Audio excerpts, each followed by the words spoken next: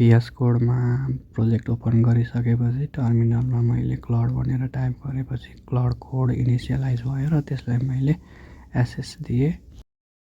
Android app play स्टोरमा submit गर्नका लागि प्राइभेसी पोलिसीको छुट्टै एउटा लिङ्क भएको वेबसाइट चाहिने भएकाले मैले चाहिँ त्यही अनुसारको प्रम्प्ट युज गरेको छु।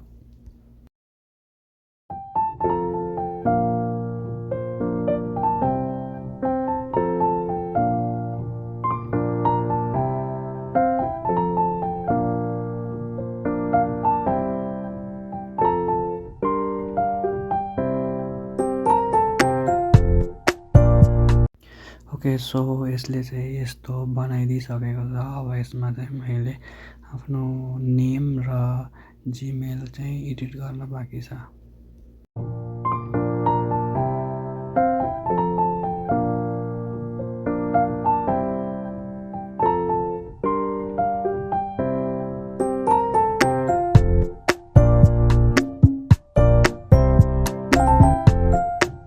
पहिले नै बनाइसकेको लोगोलाई मैले त्यसको फोल्डरमा चाहिँ कपी गरेर राखिदिइसकेको छु र मैले चाहिँ यसलाई प्रम्प्टमा add icon dot PNG as a logo of our app भनेर मैले प्रम्प्ट दिएँ।